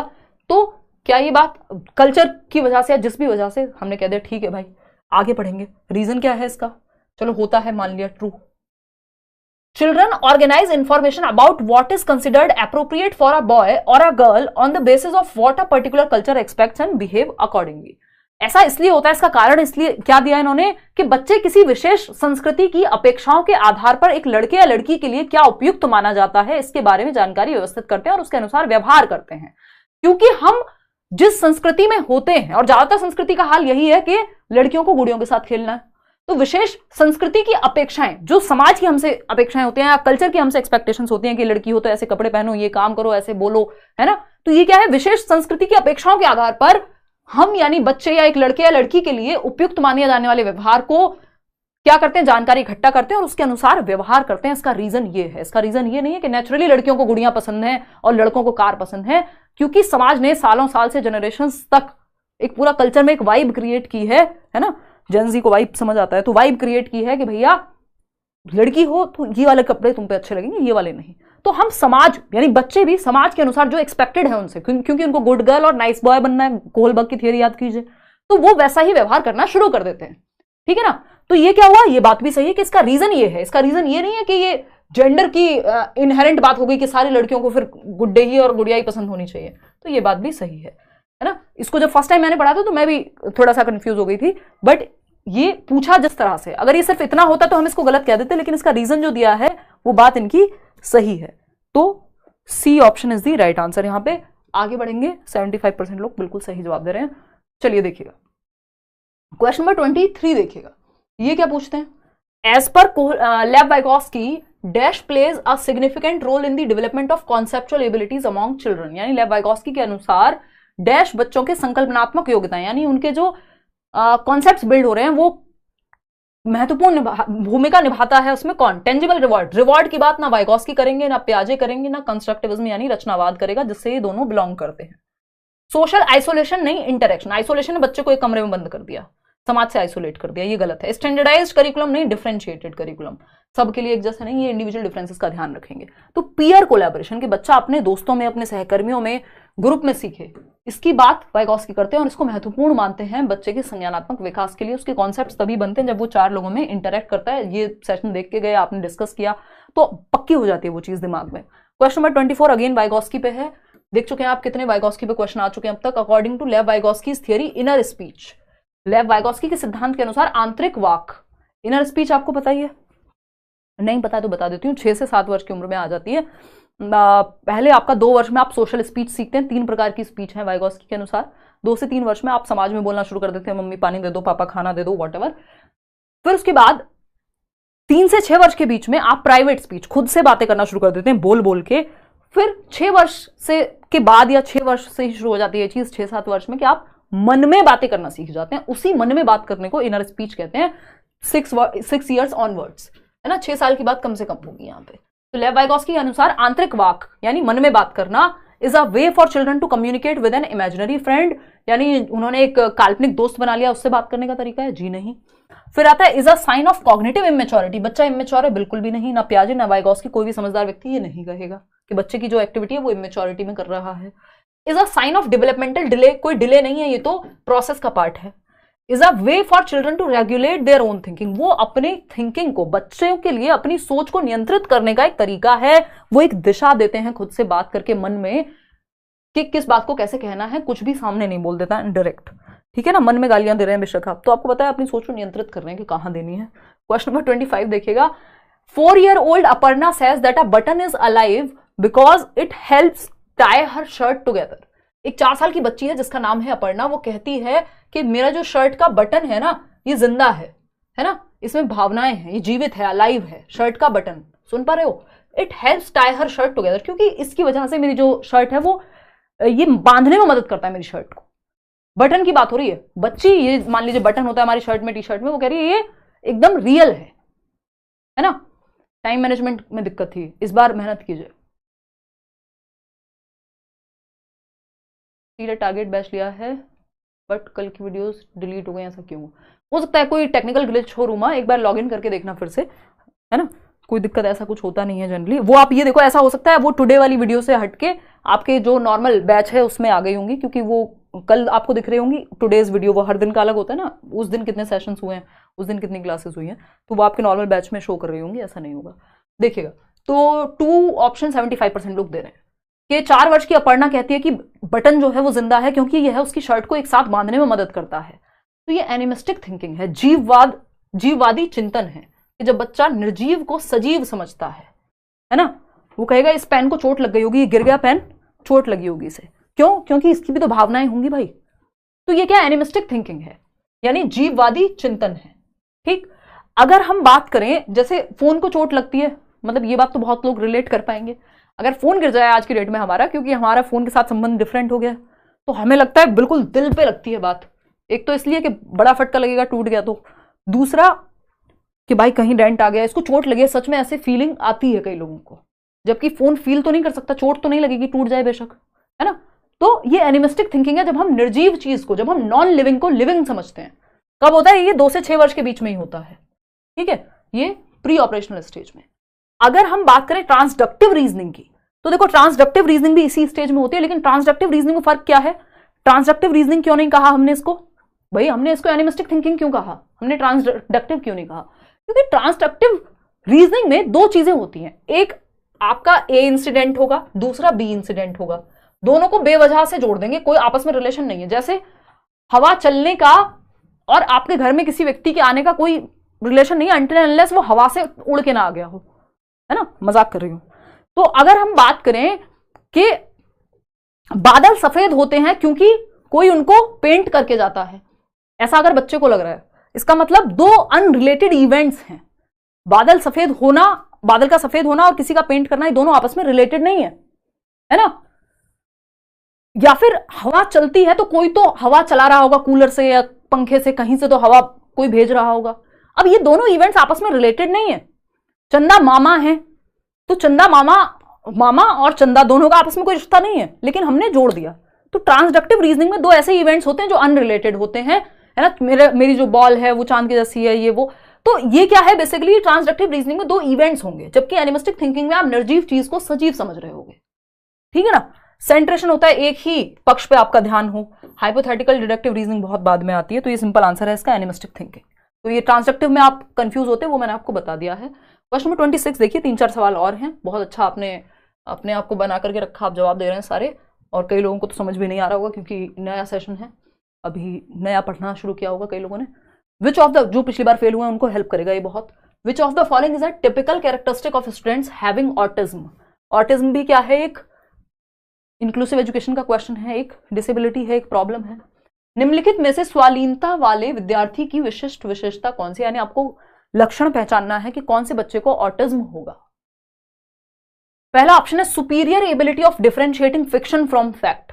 तो ये तो गिफ्टेड बच्चा है भाई, जो इंटेलेक्चुअली ब्राइट है, जो पहचान लेता है डिफरेंस कि क्या रियलिटी है क्या फिक्शन है। एडवांस्ड सोशियो इमोशनल रेसिप्रोसिटी, ये अगेन ये तो बड़ा इमोशनली इंटेलिजेंट बच्चा हो गया। Frequent repetitive and recurring behaviour, ये बात बिल्कुल सही है कि बार बार दोहराव और आवृत्ति वाला व्यवहार ऑटिस्टिक बच्चा करता है। स्टीरियोटिपिकल बिहेवियर या रेपिटेटिव बिहेवियर, एक बात को बहुत बार रिपीट करेगा, उसके आसपास ज्यादा लोग या सोशियो इमोशनली वो बहुत कमजोर होता है, जो इसमें कहा ना एडवांस नहीं होता, वीक होता है। लोगों में घुलना मिलना ज्यादा उसको पसंद नहीं होता। उसके रूम में अगर एक चीज इधर रखी हुई है, कल आपने उधर रख दी, इस बात से भी वो डिस्टर्बेंस उसके दिमाग में क्रिएट हो जाएगा, क्योंकि वो बहुत ज्यादा घुलना मिलना या बहुत ज्यादा चेंजेस पसंद नहीं करता, अपनी बात को बार बार रिपीट करेगा। तो ऑटिस्टिक बच्चा जो frequent repetitive and recurring behaviour करेगा, बार बार सेम व्यवहार को रिपीट करना। Higher level of communication skill नहीं होगा, बल्कि कम्युनिकेशन में दिक्कत होती है, रिपीट करता है बात को बार बार। तो C option is the right answer. तो ये सारी डिसेबिलिटीज हैं जिनको हम पढ़ेंगे इंक्लूसिव एजुकेशन में। क्वेश्चन नंबर 27 देखिए थर्ड या फोर्थ क्वेश्चन है, असर्शन और रीजनिंग वाला। एक स्टेटमेंट है, क्या है, to facilitate critical thinking among learners teacher should expose them to diverse situations and differing perspectives. शिक्षार्थियों के बीच समालोचनात्मक चिंतन को सुगम बनाने के लिए शिक्षकों को उन्हें विविध परिस्थितियों और विभिन्न दृष्टिकोणों से अवगत कराना चाहिए। क्रिटिकल थिंकिंग क्या होती है, 21st सेंचुरी स्किल्स में आता है ये। नेशनल एजुकेशन पॉलिसी जो है आपकी एनईपी 2020 जो हम पढ़ेंगे आगे जाकर के, वो भी इस बात को कहती है कि ये पेडागोजी का ही हिस्सा है, जो उसमें डायरेक्टली मेंशन नहीं है, कि बच्चे में 21वीं शताब्दी के कौशलों में से एक कौशल है, ये आपके नोट्स में भी दिया हुआ है। हाँ, डेली चलेगी क्लास बिल्कुल अंशु, 9 बजे शाम को, ये क्लियरली दिया हुआ है, क्योंकि आप लोगों ने 9 बजे का टाइम चूज किया है। मैंने आज दिन में भी पोल दिया था, 70% लोगों ने रात को 9 बजे का टाइम चूज किया है, नहीं तो मैं 7 बजे भी रख सकती थी। To facilitate critical thinking among learners teacher should expose them to diverse situations and differing perspectives. Critical thinking यानी जब आप हर एक पक्ष को देख पाए किसी चीज के, बस मान ना लें कि 2000 के नोट में चिप होती है, ये मान लिया, आप देखें क्या सच में होती है, पॉसिबल है, सारे पक्ष देख पाएं, किसी चीज को एनालाइज कर पाएं, क्रिटिसाइज कर पाएं, जस्ट मान ना लें, फैक्ट्स देखें, ओपिनियन देखें, तब समझें। इसके लिए ये करना चाहिए, बिल्कुल करना चाहिए, एनईपी भी कह रही है भाई। रीजन क्या है इसका, students learn and enrich their abilities to think critically and creatively as they engage in conversations across differences. जब विद्यार्थी विविध मतभेदों के बीच बातचीत में संलग्न होते हैं तो वे समालोचनात्मक और रचनात्मक रूप से सोचने की अपनी क्षमताओं को सीखते और समृद्ध करते हैं। आप देखते हैं ना, डिबेट्स होती हैं बहुत बार, डिबेट्स में बहुत अच्छा क्रिटिकल थिंकिंग का विकास हो सकता है। जो बहस होती है, ये टीवी वाली नहीं जिसमें सब एक दूसरे पे चिल्ला रहे हैं, बस कोई काम की बात नहीं कर रहा, ऐसा बहुत बार होता है, कई बार काम की भी होती होंगी। तो अगर हम देखें तो एक व्यक्ति है जो एक पार्टी में है, यानी उसका एक थॉट है जो प्रो में है, मान लीजिए कि भाई लड़कियों को एजुकेट करना चाहिए या जेंडर को लेकर एक डिबेट है, तो एक व्यक्ति है जो ए पार्टी में जो कहता है हाँ होना चाहिए, दूसरा है जो कह रहा है नहीं। वैसे तो ये मूर्खतापूर्ण हो गया, इसमें आसानी से समझ आ जाएगा आपको सही कौन है, बट ऐसे और भी मुद्दे हो सकते हैं कि भाई क्या गाड़ियों को बंद कर दें, पॉल्यूशन इतना हो रहा है देश में, दुनिया में, जो दिल्ली का AQI है, हवा सांस लेने लायक बची नहीं है ना, बहुत ज्यादा हार्मफुल है जितना होना चाहिए उससे। तो ये क्या है, अब कई लोग इसमें कह रहे हैं यार लोग काम पे कैसे जाएंगे, एक व्यक्ति होगा जो प्रो होगा, एक एंटी होगा। अब इससे क्या होगा, आपको सारे ही पर्सपेक्टिव मिल जाएंगे, सोचने का मौका मिलेगा अलग अलग पक्षों पे, तो दोनों बात सही है। इससे क्या होगा, क्रिटिकल थिंकिंग डेवलप हो पाएगी। तो both A and R are सही है, R is the correct explanation of A. तो जब ए के बारे में आर बात कर रहा हो और सही से बात कर रहा हो, तो आप कहेंगे ए के बारे में ही बात कर रहा है और सही है। क्वेश्चन नंबर 28 देखिए, तो primary goal of learning should B, यानी सीखने का मुख्य गोल क्या होना चाहिए, प्राथमिक गोल या प्राथमिक लक्ष्य क्या होना चाहिए, क्यों सीख रहे हैं हम, रट्टे लगाने के लिए तथ्यों के, मेमोराइजेशन, कई लोग तो कह देंगे हाँ, बट कायदे में नहीं, याद अपने आप हो जाता है जब आप समझने लगते हैं। Becoming excellent at rote rehearsal, यंत्रवत याद करने पे, रट्टा 2 एकम 2 2 दूनी 4 कहां से आए पता नहीं। तो becoming excellent at rote rehearsal, एक होती है रोट लर्निंग, दूसरी होती है मीनिंगफुल लर्निंग, यानी रटना, और दूसरा है अर्थपूर्ण अधिगम, मीनिंगफुल लर्निंग, जिसमें आप लाइफ से सीख रहे हैं कुछ, या आपके जीवन से जुड़ रही है वो चीज। कॉम्पीटिंग विद पीयर्स, ये भी गलत है। प्राइमरी गोल ये थोड़ी है कि मुझे शर्मा जी के बेटे से या बेटी से फर्स्ट आना है, मुझे तो अपने जैसा बनना है, बेहतर बनना है, जैसा मैं कल था उससे आज। लेकिन दुर्भाग्य है हमारा कि ऐसे ही माहौल में हम रहते हैं कई बार। The primary goal of learning should be development of critical thinking, यानी समालोचनात्मक चिंतन का विकास करना, कि मैं सही और गलत में डिफरेंशिएट कर पाऊं। जस्ट मान ना लूं कोई भी बात मुझे कही जाए और मैंने कह दिया हाँ ठीक है यार, कहां से आया, क्यों आया, क्या रीजन है, कुछ नहीं, फैक्ट क्या है उसके पीछे, कुछ नहीं, बस फलाने ने कहा है तो ऐसा ही है। तो development of critical thinking develop हो, मतलब हमारे अंदर समालोचनात्मक चिंतन आए, हम हर चीज के हर पहलू पे सोच पाए, ये है प्राइमरी गोल ऑफ एजुकेशन। चलिए आगे बढ़ते हैं। लर्निंग, सीखने का उद्देश्य। Second last question, children learn more effectively if a concept proceeds from, यानी बच्चे सबसे प्रभावी ढंग से तब सीखते हैं यदि कोई अवधारणा, कोई कॉन्सेप्ट किस तरह से सिखाया जाए। पहला है जेनेरिक टू स्पेसिफिक, सामान्य से विशिष्ट की ओर। सामान्य क्या है, नाउन की पहले डेफिनेशन दे दी, ये सामान्य है डेफिनेशन, इसका उदाहरण दे दिया, ये हुई क्या आपकी स्पेसिफिक नॉलेज। उदाहरण कि भाई name of a person place और thing is known as noun, और फिर हिमांशी बता दिया कि हिमांशी भी क्या हुई, एक नाउन हुई, चलो ठीक है। फिर बी ऑप्शन देखते हैं, एब्स्ट्रैक्ट टू कॉन्क्रीट नहीं, कॉन्क्रीट टू एब्स्ट्रैक्ट। कॉन्क्रीट क्या है, जिसको छुआ जा सके, जिसको देखा जा सके। उसके बाद ऐसे उदाहरण जो अमूर्त हो, जिनके बारे में सोचना पड़े, जो सामने ना हो। कॉम्प्लेक्स टू सिंपल नहीं, सिंपल टू कॉम्प्लेक्स, सरल से जटिल जाते हैं, जटिल से सरल नहीं जाते। रैशनल टू एम्पेरिकल नहीं, अनुभव से रीजन की तरफ लेके जाते हैं बच्चे को, कि जो उसने एक्सपीरियंस किया है उससे उसके पीछे रीजन क्या है उस पर लेके जाते हैं, ना कि पहले रीजन बताएंगे और बाद में अनुभव कराएंगे। ठीक है ना। तो एक ही ऑप्शन सही है, जनरल टू स्पेसिफिक, कि आप पहले सामान्य से विशिष्ट की ओर लेकर के जाते हैं, जिसका एक एग्जाम्पल ये है, बहुत सारे एग्जाम्पल्स होते हैं कि आप पहले किसी चीज के बारे में बता रहे हैं फिर उसका उदाहरण दे रहे हैं। तो ये सही मैक्सिम या वो हुआ आपका फॉर्मूला कह लीजिए टीचिंग का, बट मैक्सिम्स कहते हैं इनको। लास्ट क्वेश्चन देखिएगा आज के लिए, variability in learning styles of students, यानी कि विद्यार्थियों की सीखने की शैलियों में विविधता, यानी सीखने का तरीका डिफरेंट होता है। जनरली 3 प्रकार की शैली होती है। कुछ बच्चे हैं जो देख करके सीखते हैं, जिसमें 60-65% लोग जो हैं वो देख करके सीखना ज्यादा पसंद करते हैं। जैसे आप वीडियो जल्दी से देख लेते हैं, पढ़ने में आपको क्या कहें मौत आती है या फिर बहुत जोर पड़ता है ना। तो विजुअल लर्नर्स जो हैं, जिनको देख करके सीखना पसंद है, उनको कोई पिक्चर दिखा दो बजाय कि पढ़वाने के, कोई वीडियो उनको पढ़ के बता दे, कोई चित्र बना दे। दूसरे होते हैं ऑडिटरी लर्नर्स 30%, जो सुन करके जिनको जल्दी याद हो जाता है। तो इसमें ऑडियो और विजुअल दोनों हैं, इसलिए आपको वीडियो ज्यादा इजी लगता है पढ़ने से। तो कोई दोस्त उनको कह दे भाई तू मेरे को सुना दे आंसर, पेपर से पहले करते थे ना हम लोग, तो उससे जल्दी याद हो जाता है। या जो आपने कहानियां सुनी है दादी नानी से, वो आज तक याद होंगी, कई चीजें पढ़ी होंगी वो शायद याद ना हो। तो ऑडिटरी लर्नर होते हैं, कुछ विजुअल लर्नर्स होते हैं। विजुअल लर्नर 65% होते हैं दुनिया में, ऐसा एक जनरल वो है। और 30% लोग होते हैं जो सुन करके ज्यादा अच्छा सीखते हैं। 5% लोग होते हैं जो काइंस्थेटिक, जिनको करवा के ही दिखाना पड़ता है। ये तो हुई एक तरीका। दूसरा तरीका क्या है, डाइवर्स या वेरिएबिलिटी इन लर्निंग का। कुछ बच्चे होते हैं जो ग्रुप में सीखते हैं, ग्रुप में पढ़ना पसंद करते हैं। कुछ बच्चे होते हैं जो अकेले पढ़ना पसंद करते हैं। कुछ बच्चे होते हैं जो किताब से पढ़ना पसंद करते हैं। कुछ बच्चे होते हैं जो लैपटॉप पे पढ़ना पसंद करेंगे, है ना। कुछ बच्चे हैं जिनको एक्टिविटी करके सीखनी है। तो सीखने की सबके अलग अलग स्टाइल्स हैं, लर्निंग स्टाइल्स हैं। सारे बच्चे एक तरीके से नहीं सीखते, इसलिए टीचर को एग्जाम्पल भी देना है, पिक्चर भी दिखानी है, एक्टिविटी भी करानी है, सब कुछ कराना है, ताकि हर तरह का बच्चा केटर हो सके, उसका ध्यान रखा जा सके, सीख सके। वो should be valued and seen as a reflection of human diversity. बिल्कुल सही बात है कि विद्यार्थियों की सीखने की शैलियों में विविधता होगी। सारे बच्चे एक ढंग से नहीं सीखेंगे, इसलिए सबको एक डंडे से नहीं हाँकना है, डिफरेंट डिफरेंट टीचिंग मेथड्स का इस्तेमाल करना है। तो इसका रीजन ये है कि इस चीज को महत्व दिया जाना चाहिए, क्योंकि मानव विविधता के प्रतिबिंब, क्योंकि हम सब एक जैसे नहीं होते, हमारी चॉइसेस एक जैसी नहीं हो सकती, हमारे इंटरेस्ट एक जैसे नहीं हो सकते, हमारा एप्टीट्यूड, हमारा एटीट्यूड, हमारा दिखना, बोलना, खाना, हर चीज में तो अंतर है। तो जैसा कहा जाता है कि भाई 5 उंगलियां एक जैसी नहीं होती, ऐसे ह्यूमंस में भी डिफरेंसेस हैं, सारे एक जैसे नहीं होंगे। और ये उसी का प्रतिबिंब है कि सब एक तरीके से सीखेंगे भी नहीं। तो ये ठीक बात है कि वेरिएबिलिटी होनी चाहिए, इग्नोर नहीं करना चाहिए इस चीज को। ऐसा नहीं कि इस बात पे आप ध्यान ही नहीं देंगे, टीचिंग लर्निंग में इसका कोई काम नहीं है, या इसको बैरियर या हिंड्रेंस देखेंगे, नहीं, इसको एसेट की तरह देखेंगे, इसको एक पॉजिटिव चीज की तरह देखेंगे। तो फर्स्ट ऑप्शन। होपफुली आपको आज का सेशन पसंद आया होगा, चीजें जो है आपको समझ में आई होंगी। आउट ऑफ 30 क्वेश्चंस आपने कितने ठीक किए वो आप बताएंगे। और ठीक करना तो खैर अभी शुरुआत में उतना महत्वपूर्ण नहीं है, जितना ये है कि आप पढ़ करके लैंग्वेज को थोड़ा बहुत पकड़ पाए। इसमें भी 15, 20, 24 तक भी लेकर के आ रहे हैं कई लोग, 13, कोई दिक्कत नहीं। यही स्कोर 30 आउट ऑफ 30 जाएगा। कुछ सेशंस होने दीजिए बैचेस में भी, और जो लोग बैच में एनरोल नहीं कर पा रहे हैं वो यूट्यूब से भी पढ़ सकते हैं। बहुत सारे सेशंस में प्रीवियसली ले चुकी हूँ, ठीक है ना। तो सुपर क्लास मैम कविता, धन्यवाद। मजा आता है मैं भी जब आप लोग के साथ जुड़ती हूँ, अदरवाइज ऐसा अभी कोई उद्देश्य नहीं है। बहुत जल्दी ऐसे रिटायरमेंट मिल गया जीवन में हर तरह से, बट मजा आता है काम करने में, और मजे के लिए काम किया जाता है। आप लोगों को उससे हेल्प होती है, तो उस चीज़ से और मोटिवेशन मिलती है, ठीक है ना।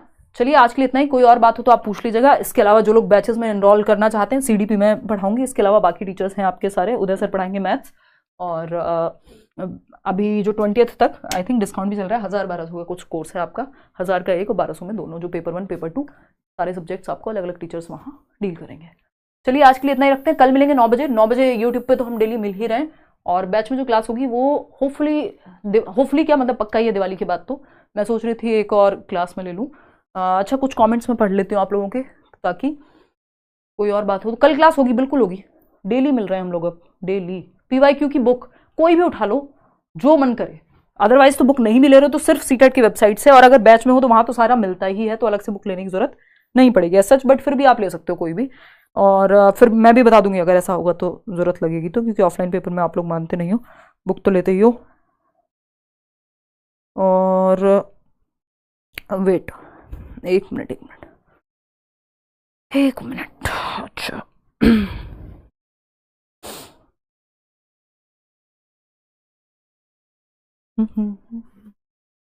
साइंस जूनियर, हाँ उसमें बैच में फिर पढ़ाई जाएगी यार सारे सब्जेक्ट तो। एक मिनट देख नहीं पा रही हूँ मैं कमेंट आपका। भाई बैच की क्लास एक क्लास और होगी जो कॉमन होगी यूट्यूब पे और बैच में दिवाली के बाद, उसके बाद फिर बैच की क्लास अलग होगी, क्योंकि सबके कमेंट्स देख पाना फिर एक साथ संभव नहीं होता, यूट्यूब की अलग हो जाएगी फिर। चलो यार इसमें बस नाम आ रहे हैं मुझे, प्रियंका, शिल्पा, तरुण, लोपा मुद्रा, ये कौन सा नाम है भाई, महिमा, प्रियंका, ब्यूटी, ये सब बैच वाले लोग हैं जो मैं देख पा रही हूँ, बट इनके कमेंट नहीं देख पा रही हूँ, नाम ही देख पा रही हूँ अभी। पूजा, खान, सुमित, नेहा, प्रीति, साक्षी, तरुणा, राजेश। चलिए भाई ठीक है, मिलेंगे आप लोगों से, और उज़मा, चलिए शिवम, और आप लोग भी यूट्यूब पे जितने भी लोग हैं। 22 का आंसर दो, 22 का आंसर दिया तो था, चलो दिखा देते हैं एक बार। तो कल मिलेंगे 9 बजे शाम को यूट्यूब पे, और बैच वाले भी कल यूट्यूब पे ही मिल लीजिएगा, देखिएगा। 22 का आंसर दिया तो था, ये दोनों बातें सही हैं। ये बात जेंडर के पर्सपेक्टिव से सही कितनी है उस पर नहीं जाएंगे, लेकिन ऐसा होता है, उसका रीजन कल्चर है, या जो बच्चा अपने आसपास देखता है वो वैसी चीजें चूज करता है, इसलिए इसका आंसर जो है both A and R are true and R is the correct explanation of A, यही ऑफिशियल आंसर है, यही होना भी चाहिए, क्योंकि पूछने का तरीका डिफरेंट है ना। चलिए आज के लिए इतना ही, thank you so much, bye bye.